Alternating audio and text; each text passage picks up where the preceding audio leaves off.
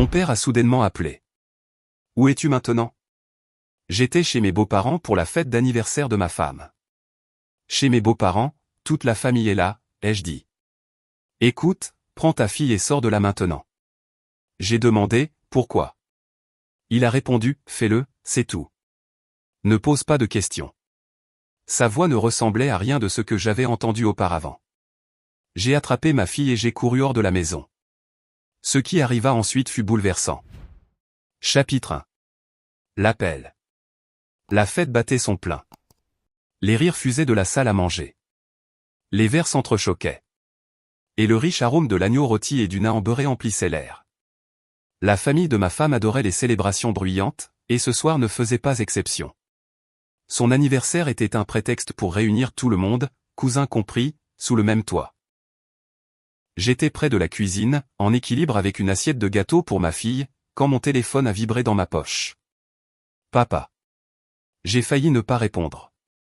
Il appelait rarement quand il me savait à des événements familiaux, mais quelque chose m'a poussé à faire glisser mon doigt sur l'écran.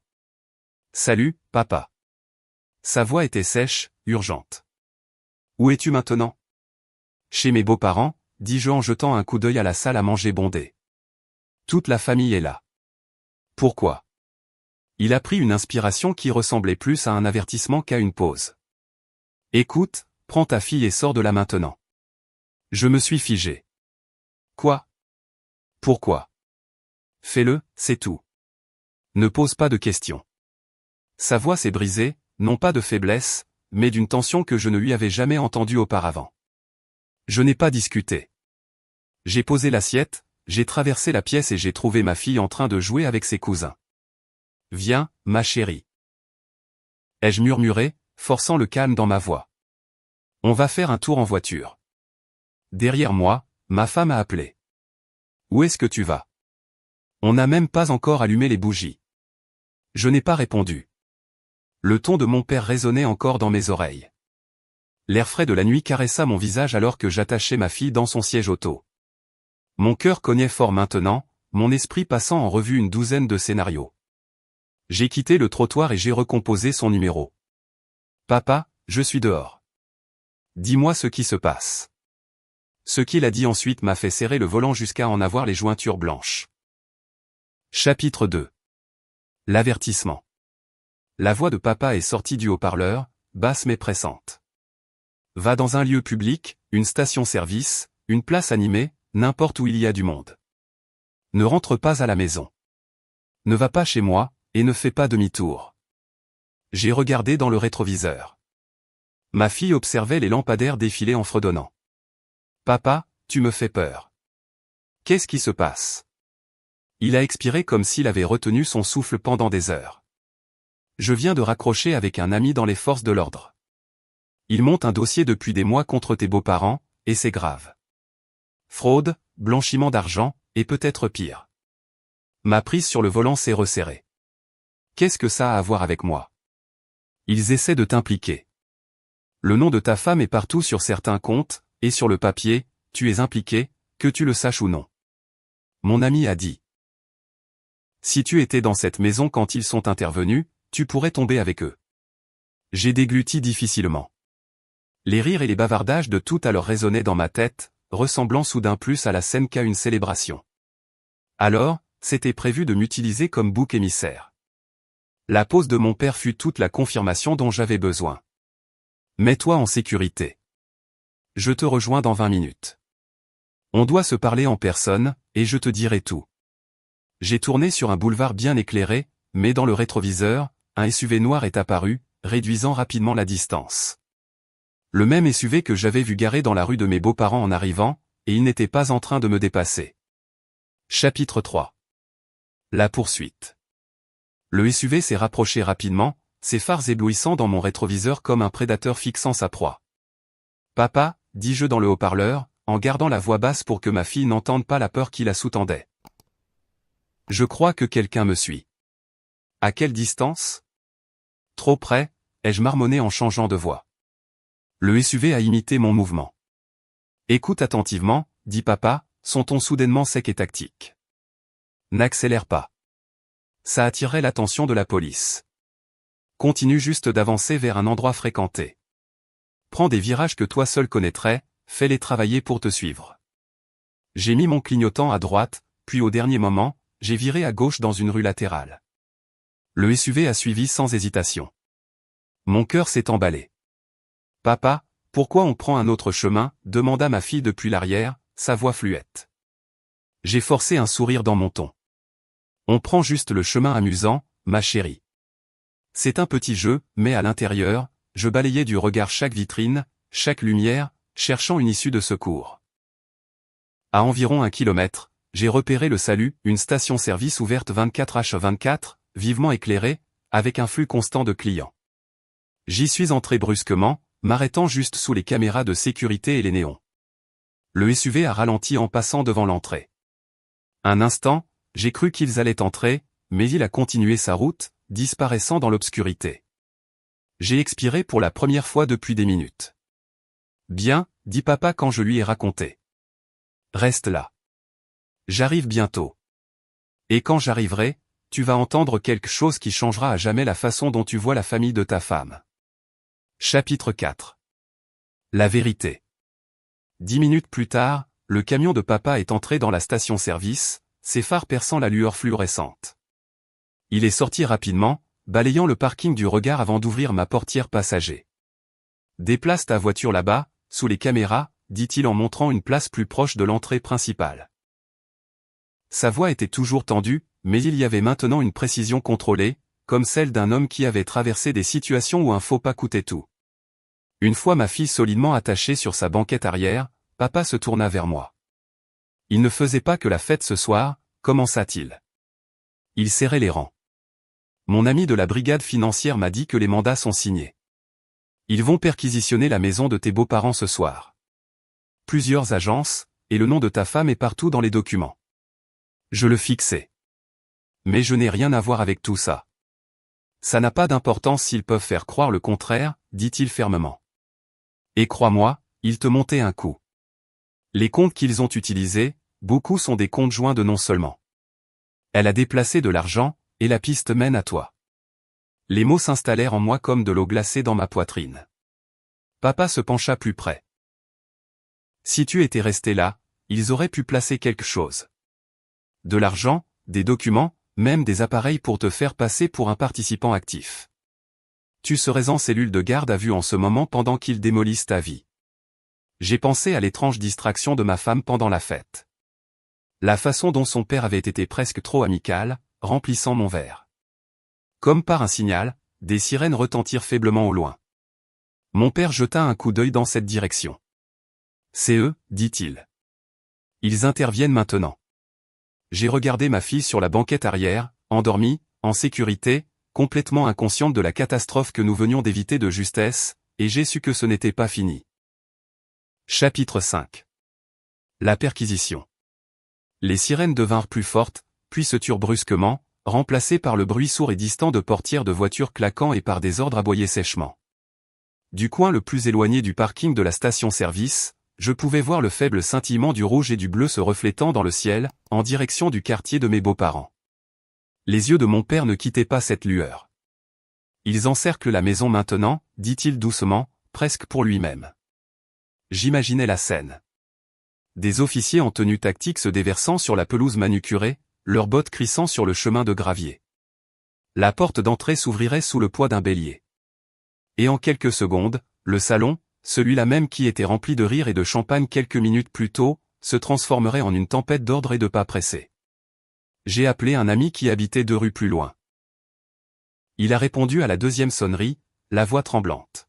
« Mec, chez tes beaux-parents, on se croirait dans un film. Des fourgons de police, des SUV banalisés, des agents qui sortent des boîtes et des sacs. Ta femme est dehors, menottée, en train de se disputer avec un inspecteur. » Mon estomac se serra. Et les enfants, ils sont sortis par une femme policier, calme, mais effrayée. La mâchoire de papa se contracta. Tu vois maintenant pourquoi je t'ai appelé. J'ai hoché la tête lentement. Tous mes instincts me hurlaient d'y aller, de demander des réponses, mais je savais que ce serait le pire geste que je puisse faire. Si l'avertissement de mon père était juste, et à en juger par la situation, Entrer dans cette scène aurait pu signifier entrer dans une cellule. Le téléphone vibra dans ma main. Un message de ma femme. Quoi que tu aies entendu, ce n'est pas vrai. Retrouve-moi, s'il te plaît. Je l'ai fixé, un calme glacial s'installant en moi. Je n'ai pas répondu, car après ce soir, je ne marcherai plus jamais aveuglément dans quoi que ce soit. Chapitre 6. Le masque tombe. Le lendemain après-midi, la nouvelle était partout. Les gros titres s'affichaient sur les chaînes locales, une famille d'hommes d'affaires éminents au centre d'une enquête fédérale pour fraude. J'étais assis dans le bureau de mon père, ma fille dans la pièce voisine dessinant avec ma belle-mère, tandis que papa faisait glisser un dossier en carton sur le bureau. Ça vient de Harris, dit-il, son ami de la brigade financière. C'est tout ce qu'ils ont sur tes beaux-parents et ta femme. À l'intérieur, il y avait des pages et des pages de relevés bancaires, de virements et de contrats. Chacun était un petit couteau qui se tordait un peu plus profondément. La signature de ma femme apparaissait sur plusieurs autorisations de comptes offshore. Elle avait été co-signataire sur des transactions immobilières qui n'étaient que des sociétés écrans pour blanchir de l'argent sale.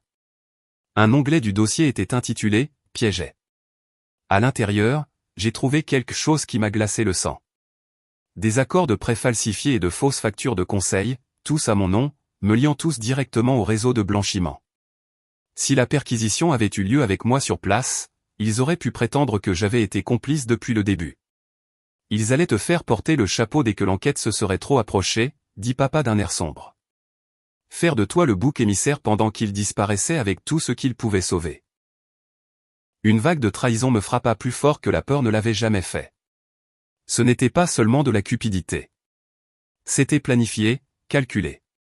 Ma femme s'était tenue à mes côtés lors de dîner, m'avait souri à table, avait bordé notre fille, tout en construisant le récit selon lequel c'est moi qui paierais les pots cassés. Je fermai lentement le dossier. Elle pense que je vais encore la protéger, qu'elle peut s'en sortir en parlant. Papa se renversa dans son fauteuil. Alors peut-être est-il temps qu'elle apprenne à qui elle a vraiment affaire.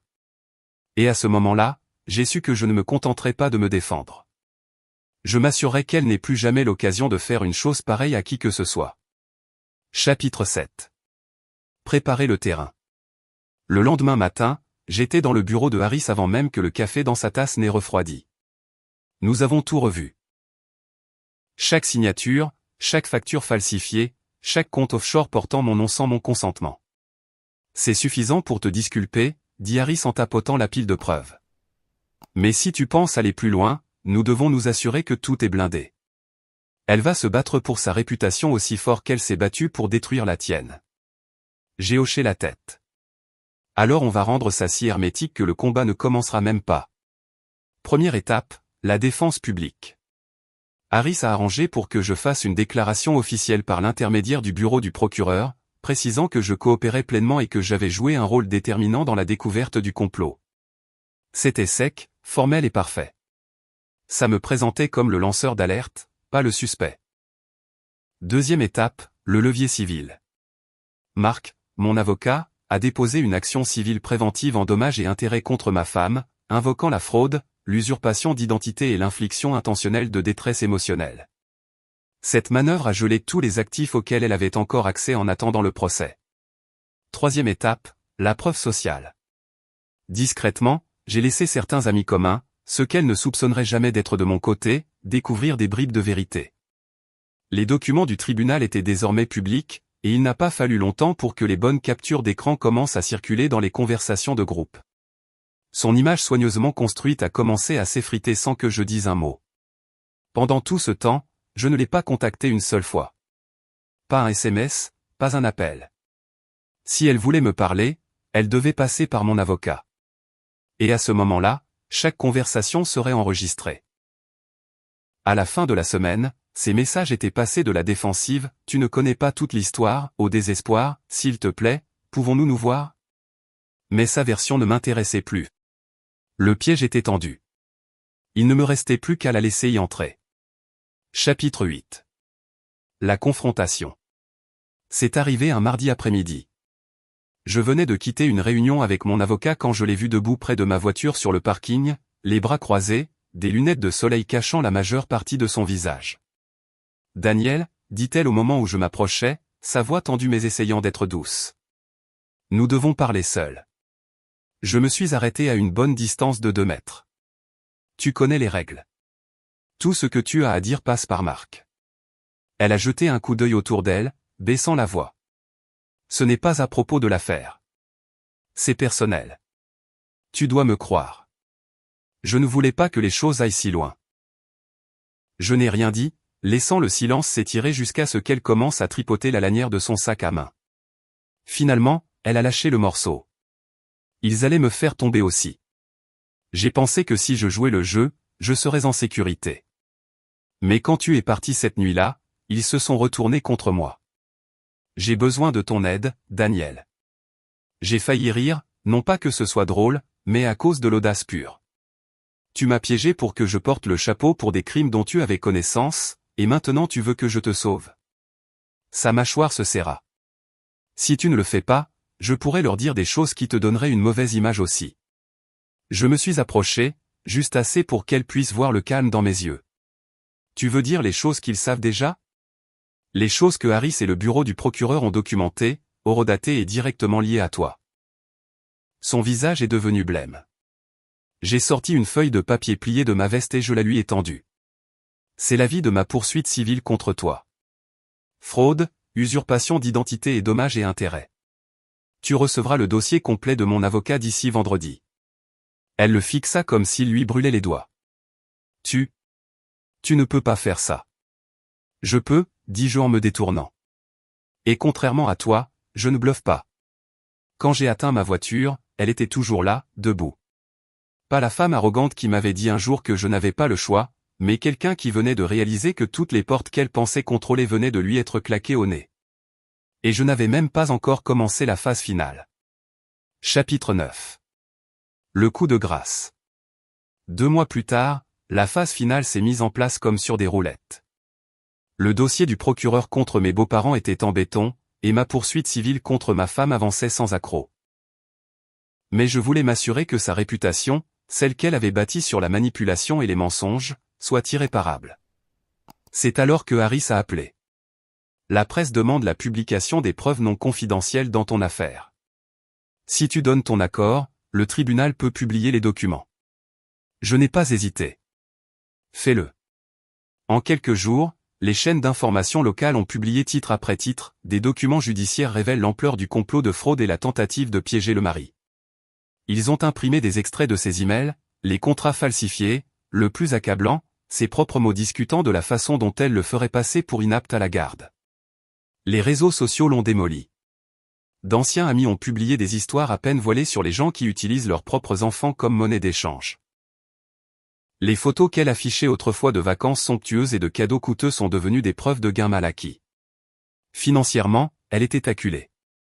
La poursuite civile a gelé ses derniers comptes, et le juge a ordonné des paiements de restitution directement à mon nom une fois ses actifs liquidés. Elle n'a eu d'autre choix que de vendre ses bijoux, sa voiture et même ses meubles pour rassembler le premier versement. La dernière fois que je l'ai vue, c'était au tribunal lorsque le juge a finalisé l'accord. Elle me devait des dommages et intérêts complets pour fraude et usurpation d'identité. Elle était interdite de tout contact en dehors des visites supervisées avec notre fille.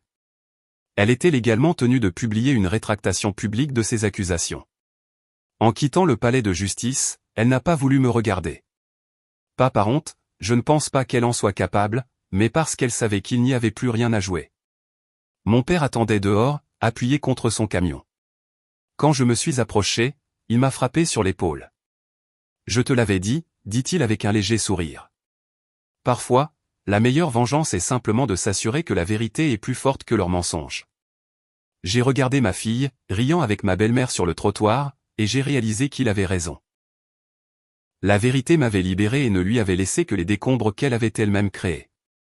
Épilogue, la liberté gagnée. 1 an plus tard, le chaos semblait appartenir à une autre vie. Les batailles judiciaires étaient terminées. Les paiements de dédommagement avaient commencé à arriver, et le nuage qui avait plané sur mon nom avait disparu. J'étais passé de quasi-bouc émissaire dans une fraude de plusieurs millions de dollars à l'homme qui l'avait dénoncé. La vie était plus simple maintenant, intentionnellement. Mon cercle d'amis était restreint, mes finances plus verrouillées qu'un coffre-fort, et je me concentrais sur ma fille.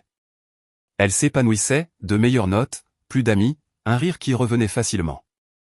La tension qu'elle ressentait autrefois à la maison avait disparu, remplacée par la sécurité et la routine. Quant à sa mère, aux dernières nouvelles, elle travaillait à temps partiel, vivant dans un petit appartement en périphérie de la ville.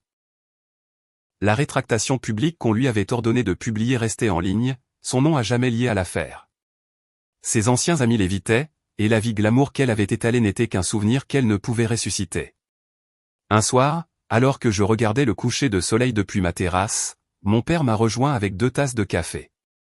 Tu sais, dit-il, cet appel que je t'ai passé, c'était de l'instinct. Mais toi, tu as pris l'instinct et tu l'as transformé en justice. J'ai regardé l'horizon, le rire de ma fille venant du jardin. Parfois, dis-je doucement, la meilleure vengeance n'est pas de détruire quelqu'un. C'est de vivre si bien qu'il ne pourra plus jamais t'atteindre. Et c'était la vraie victoire. Pas seulement d'avoir lavé mon nom, mais d'avoir construit une vie qu'elle ne pourrait jamais me prendre. Cette vengeance était-elle parfaitement justifiée? Dites-nous ce que vous en pensez dans les commentaires ci-dessous. Aimez l'histoire si vous pensez qu'elle est justifiée, partagez-la avec quelqu'un qui a besoin de cette énergie. Et abonnez-vous pour d'autres récits époustouflants de trahison et de justice. Car ici, chaque mensonge a son heure de vérité. Et chaque trahison trouve son ombre. Restez vifs, restez forts, et restez à l'écoute.